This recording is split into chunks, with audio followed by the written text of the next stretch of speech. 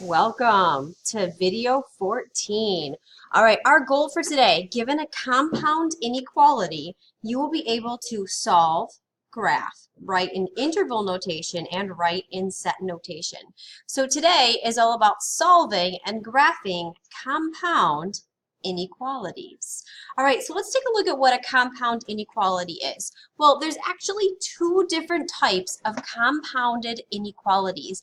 The first one is called a conjunction. It is an and. It's when your x value is going to be between two other values. Okay, once you get into higher level mathematics, the symbol for a conjunction looks like an up arrow. The other type of compound inequality is called a disjunction. It's an or statement. Okay, its symbol looks like an open V. And this is when you can have two x values. So x could be greater than this number, or it could be less than another number. So there's actually going to be two solutions for an or statement. All right, well, let's go ahead. Let's just try it out, and hopefully we can make some sense from it. Okay, so number one, we have -1 is less than or equal to 3 plus 2x, which is less than or equal to 11. Now, this is called a compound inequality because if we look carefully, there's actually two inequalities. Now, this is going to be a conjunction, an and, because everything is combined. So it's like one big conjunction sentence. So what we need to do is we have to break this into its two parts.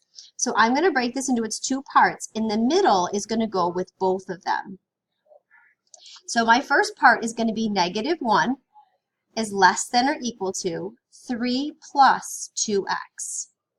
And then my second one, you take the middle part, 3 plus 2x, and this time it's less than or equal to 11. Now I have to solve both of these individually. So the first thing I'm going to do is subtract 3. So we get -4 is less than or equal to 2x. And then I divide both sides by a +2. Since I'm dividing by a positive, the inequality symbol stays the same. So we get -2 is less than or equal to x. Okay, then when I come over here now, I'm going to do the same process. Subtract 3. 2x is less than or equal to 8. Divide by 2 and we get 4. So x is less than or equal to 4. Now, since x is still in the middle, we can put this back together as one big compounded inequality. So -2 is less than or equal to x, which is less than or equal to 4. Okay, now we have to graph it. So since we want to graph x's between these two values, we have to make sure both of these values are on our graph or on our number line. So I'm going to start at -3, -2, -1, 0, 3, 4, 5, 6, 7. Okay, so now just like yesterday, we're going to go above the first number, which is -2, and I'm going to put my circle. Now I have to decide if I'm going to shade that in or keep it open. Since it's less than or equal to, that means we're going to shade it in. Next, we have to go above the 4. That's our second number. Again, I put my open dot. I look carefully. It's less than or equal to, which means we're going to shade it in. Now, x is in the middle. So x has to be greater than -2 and less than 4, which means we shade everything in between. So that's what it means here, where we're going to shade between the two values. Okay, and then we've just completed our first and. Okay, so this is your and, it is between. Now, if we want to write this solution in set notation, so set notation, we're going to put the set of numbers, x, such that, and then we're just going to rewrite our compound inequality. Okay, and then we've written it in set notation. Remember, that's x such that, and then we put it in. Okay, next up, interval notation. Well, there's only one interval that the solution could be in. It has to be between -2 and 4, so we write -2 and 4. Then we have to look carefully. It's a closed-in dot, so since those are included, they get the brackets. And we've just completed our first compound inequality. Okay, up next, let's take a look now at our first disjunction. Now, you know it's a disjunction because you're going to see the word or in the middle. So the first thing we have to do is solve both of these separately. So I'm going to go ahead and subtract 1. 5x is less than 50. Divide by 5. So x is less than 10. Okay. Or, so there's my or. Now we have to solve the other side. So I'm going to go ahead and I'm going to add 5 for this one. So we're going to get 13 is less than or equal to x. Now, I know some of us like to write this the other way, so I'm going to go ahead and I'm just going to reverse this. So this is the same thing as x. Now, the inequality is opening towards the x, 13. Okay, so now that we have it, we have to make sure that we graph it. So if I take a look, I need to make sure there's a 10 and a 13. So I'm going to go down to my graph. I'm going to start at maybe 8, 9, 10, 11. Okay, so I'm going to go above the 10, and I'm going to put my dot there. Now look carefully, should this be an open or a closed dot? Now there's no equal sign, so that means it has to stay open. Now if I take a look here, x is less than 10, so less than 10 means it goes this way. Then we're going to go, and next up is the 13. So I go above the 13, I put my dot. Now it's greater than or equal to, so I'm going to shade that in. Okay, and x is greater than, so it has to go this way. So in or statement, you're going to shade away from each other. So if you take a look, here are your two dots. We're shading away from each other. So your solution has to be here or here.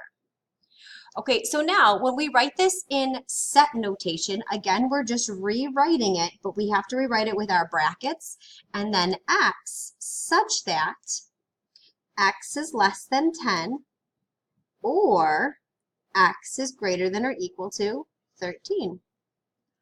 And then we have it. Now for interval notation, if we take a look here, there's 2 places that your x could be, which means we have to have 2 intervals. So I have to have my or there. We have to write both our intervals. So if I look at the first one, the arrow, you always start on the left. The arrow is pointing to negative infinity. So it's negative infinity all the way up to 10. Now, negative infinity we can never get to, so you cannot include it. So it gets an open parenthesis. And an open dot gets an open parenthesis because it's not included. Now we go ahead, we take a look at the other side. So here we're above the 13. So we go 13, the arrow goes all the way to infinity, comma, infinity. All right, 13 is a closed dot, so it gets a square bracket. And infinity, we can never really get there, so we just get a parenthesis. Okay, up next, let's take a look at 1a. Okay, so for 1a, again, this is compound. We know it's compound because there's 2 inequalities, and this would be an and statement because everything is together. So the first thing we have to do is separate it into its 2 parts. All right, so my 2 parts are going to be negative 1 is less than x plus 2 all over 3. And over here, we'd write the middle again, x plus 2 all over 3 is less than 2. Okay, so now we have to solve. To solve this, the first thing I'm going to do is multiply both sides by 3. So the 3 will cancel with the 3. So that leaves me with x plus 2 is greater than, and 3 times negative 1 is negative 3. And then I'm going to go ahead and subtract 2 from both sides. So now I have negative 5 is less than x. Now let's go to the other side. I'm going to start by doing the same thing. Multiply both sides by 3, because now the 3's cancel. We get x plus 2 is less than 6. I'm going to subtract 2, and then I get x is less than 4. Okay, now we have to graph the inequality on the number line. So I'm going to draw my number line. I'm going to start with negative 6, -5, -4. Now to go all the way up to +4, my number line is going to be pretty big. So what I'm going to do now is I'm going to put in what we call a break. It looks like a little lightning bolt, and it allows you to skip numbers. Now you can only do this one time on a graph. So I'm going to do my one time, and I'm going to pick up at 3, 4, 5, and 6. Okay, so now that we have our number line, we can go ahead and -5. I go above the -5. I put my dot there.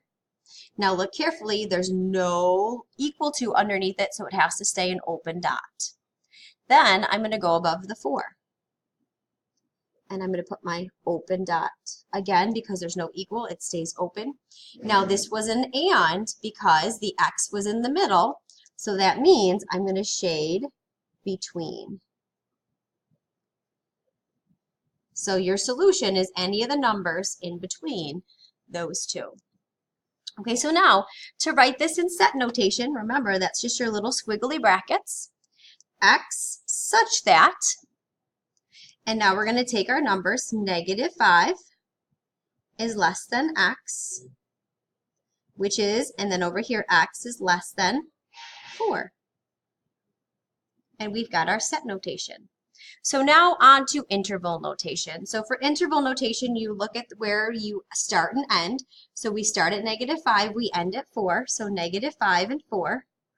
Now it's an open dot, so it's not included, so we go parenthesis, open dot, it's not included, we get a parenthesis, and we've got it.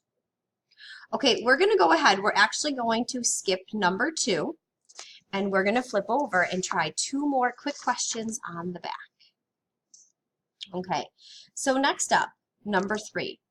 Is the number -3 in the solution for the given inequality? Well, to see if it's in the solution, we should probably solve both of these and graph it. So let's take a look. This is an or statement, so there's 2 possibilities. Let's go ahead and solve. So I'm going to go -1, -1. So X has to be less than -3. Okay. And then over here, we're going to go ahead and we're going to add 6, add 6. 3x has to be greater than -6. Divide by 3, divide by 3. So x has to be greater than